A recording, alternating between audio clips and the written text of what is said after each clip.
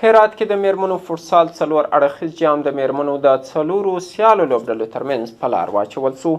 د میرمنو لوبډلو ترمنځ د فوټسال جام دا سیالۍ چې د ښځو په وړاندې د تاوتریخوالي د له منځه وړلو په موخه په لار اچول سوی و. پکې د ابو مسلم، پیروزي، میوند او جبرائیل فوټسال لوبډلو د سیالۍ ډګر ته راوتلې وې. په دې سیالیو کې ابو مسلم او پیروزي فوټسال لوبډلې فینال ته او میوند و جبرائیل لوبډلې ردبندي پړاو کې لوبې ترسره کړې چې په دې لړ کې ابو مسلم د دې جام اتلولي خپله کړه. هرات کې د ښځو په وړاندې د تاوتریخوالي د له منځه وړلو په پار د میرمنو څلورو فوټسال لوبډلو ترمنځ د فوټسال جام سیالۍ ترسره سوه. د دې جام په لار اچونکي وایي د میرمنو ترمنځ د فوټسال جام په دې سیالیو کې د هرات څلورو مطرح لوبډلو لکه ابو مسلم، پیروزي، میوند او جبرائیل ګډون کړی و. د فوټسال جام په دې سیالیو کې ابو مسلم او پیروزي فوټسال لوبډلې فینال پړاو او میوند او جبرائیل فوټسال لوبډلو د ردبندۍ پړاو کې یو د بل پر وړاندې لوبې ترسره کړي چې په ترڅ کې ابو مسلم لوبډله وتوانېده د جام اتلولي خپله کړي او خپل سیالي پیروزي لوبډلې ته د 2 گلونو په وړاندې ماته ورکړي.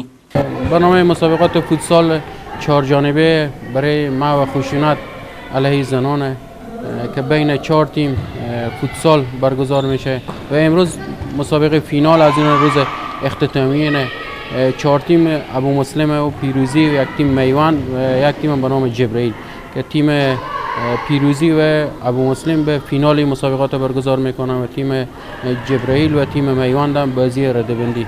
په همدې حال کې د هرات فوټبال فدراسیون د میرمنو د کمیټې مسؤله عابده نافع په هرات کې د میرمنو فوټسال او فوټبال په برخه کې د یو شمېر ستونزو او ننګونو څخه خبرې کوي او وایي د میرمنو لوبډلو لپاره د مناسب میدان او ځانګړي جیمنازیوم د نشتوالي له کبله په ستونزمنو حالاتو کې خپل تمرین کوي.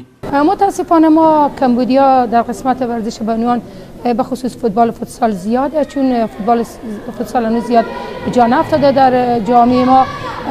اول که مشکل میادین ورزشی نبود جیمنازیوم مخصوص برای خانم‌های تنها در هرات یک جیمنازیومه که هم جیمنازیوم میرویس صادق کلپای ورزشی زیاده نوبت به نمیرسه به تمرینات فوتسال ما و جیمنازیوم وجود نداره. تنها در استادیوم ورزشی وقتی که مسابقات لیگ برتر با آقایون نباشه میتونن بانوان در اونجا ساعت 12 تا 2:30 یا 2 تمرینات داشته باشن. در غیر از او با خیلی مشکلات ما میتونیم تمرین کنیم. له بلې خوا په دې څلور اړخیز فوټسال جام کې ګډونوالې میرمنې هر څو د فوټسال په دې جام کې د ګډون له کبله راتلونکي ته هیلهمندي ښیي خو بیا هم وایي چې د میرمنو لپاره د ځانګړو او مناسبو میدانونو د نشت له کبله د ډېرو ستونزو سره مخ دي.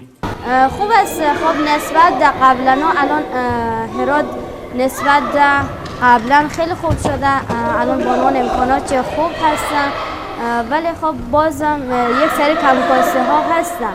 بازم ما از دولت خواهشمندیم که این کمکاسته هایی که بانوان داره در قسمت فوتسال بیشتر تلاش کنه. د میرمنو ترمنځ د څلور اړخیز فوټسال جام په داسې حال کې په لار اچول کیږي چې اوس په هرات ولایت کې میرمنې د نورو ورزشي څانګو د تمرینونو ترڅنګ کرکټ ته هم مخه کړي او دا سپورټي څانګه په هرات کې د ودې او پرمختګ په حال کې ده.